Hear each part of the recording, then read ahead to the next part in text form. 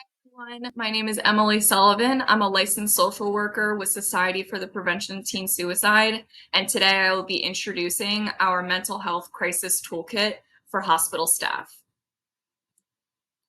SPTS's mission statement is to increase awareness, save lives, and reduce the stigma. We provide training programs that help to empower students, parents, schools, hospital staff, and the wider community with skills needed to help youth build lives of resiliency. With all of our resources and programs, our approach is collaborative. So we're looking to build that empathic bridge between families and organizations and institutions that interface with youth, and especially interface with youth who might be experiencing some suicidal ideation. So these are just a couple examples of the different organizations that we've worked with, provided trainings for, and resources to. A couple reasons why SPTS promotes early intervention are that suicide is the second leading cause of death among youth aged 10 to 24, and half of all mental health conditions begin by age 14, though unfortunately, as I'm sure you all know, younger and younger youth are presenting to the emergency department with suicidal thoughts. 37.1% of youth have experienced poor mental health during the pandemic, and the effects are lasting. Connection to resources reduces suicide risk, and our most important reason is that suicide is preventable. So as I said, today I'll be introducing our mental health crisis toolkit. This is a resource that's designed specifically for parents and caregivers. It was originally launched as an ask to our organization from caregivers who presented to the emergency department with youth and were just scared and confused and needed some guidance on what they can expect and how to move through this crisis themselves and for their youth. So it's a comprehensive yet concise list of what to do, what to ask, and what to expect from arrival to discharge. And hospital staff were also involved in the creation of the content within this toolkit. Some of the goals of our mental health crisis toolkit are to foster family-centered communication. So it facilitates positive, compassionate communication. It gives that shared language. It also improves patient engagement. So helping to frame a collaborative approach centered on patient experience and satisfaction, giving them information about what's going on helps them feel involved and engaged in the advocacy of the care for their child.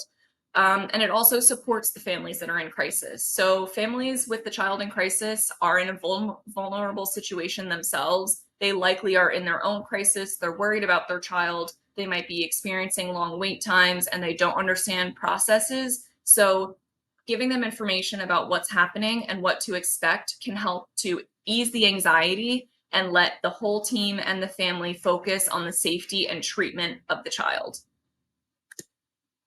A little peek at what is inside our toolkit. So this is a tri-fold. Our opening page, you'll see a notes page included with a pen. There's a welcome page introducing the purpose of the toolkit, understanding why you're here, why you were given this toolkit, and then inside you'll see the stepped pages. So this is really great so parents can find the information that they need by the headers on here, and they don't have to flip through the pages. They can just get the information that they need right away. An overview of our toolkit. So in those stepped pages, we have a do section that provides guidance on who to notify and what coordination should happen if your child is admitted or sent home. Asking important questions to help gather essential information. And like I said, they can write down these answers on that note page with the pen that's provided.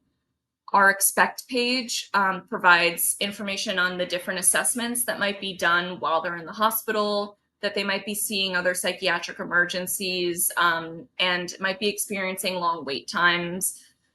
Our frequently asked questions include things like, what do I say to my family in school? What is a discharge plan? What is a safety plan? Understand, that page explains HIPAA, different treatment options, and again, important questions to ask about medication and length of medication. And finally, our resources page will give parents and caregivers a guide to appropriate and available support. So, possible alternatives to emergency care like mobile response and online safety planning apps, national resources, hotline numbers that they can call for advice, as well as hotlines that their children can call if they're feeling another episode of crisis coming on. So some information on how our toolkit helps. Carly is an emergency psychiatric services manager and one of the first users of our pilot launch in Monmouth County. So she says the mental health crisis toolkits have been extremely helpful for both the parents and guardians, as well as our clinicians. The protocols and procedures we put in place to ensure patient safety are not always received well, and this toolkit validates not only our practices, but helps to foster a better working relationship with patients and their families. Furthermore, it validates the parent and guardian's concerns and outlines what to expect moving forward. We just wish we had this resource sooner. Additionally, our translation of this toolkit into Spanish removes the child from the interpreter role during their own crisis, which we think is a really, really important piece of this. It also helps to bring agency back to the parents in understanding what is going on and not having to rely on their child, and also not giving the responsibility of translating the information about their own care to their parents, where some information might get lost. And prevention and intervention. This toolkit is an immediate intervention tool that connects families to resources post-visit and helps to hopefully reduce return visit and repeat attempts.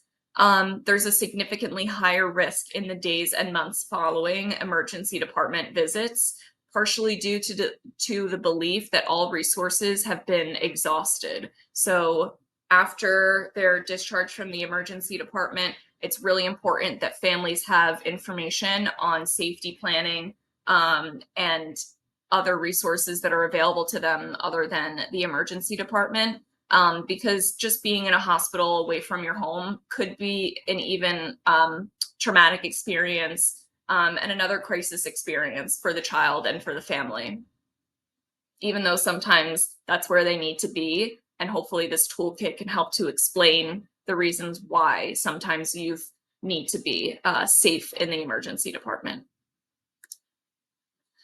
So our distribution of this toolkit, we have funding right now to provide this to all emergency departments in New Jersey in English and Spanish. So every family is different. This is going all over New Jersey. Every care provider is different as well. So our advice to you is really to familiarize yourself with the toolkit so that you can develop your own pitch for when you're presenting the family with this resource. An example would be, please read over this resource. It will help you understand our processes and what's going on with your child. I will be back to answer your questions after I see my other patients. This hopefully will give you time to see your other patients and not answer the same questions over and over again that could be asked, that could be answered in the toolkit, and helps parents to get those questions that are essential, to get that information that's essential for the care of their child. Together, we can change the way mental health is viewed and manage to help our children build a better life of resilience. So you can find us at sptsusa.org. You can find me at emily@sptsusa.org. And below is our social media if you'd like to find us. We have many more resources on our website, so please don't hesitate to visit or to reach out to me with any concerns or questions. And thank you so much for being a steward of this resource. We hope that it's valuable to you and your team and the families that you interface with, and we'd love to hear your feedback. So reach out to me with feedback, questions, concerns. We want to hear from you and we want to collaborate with you. Thanks so much for listening. Bye-bye.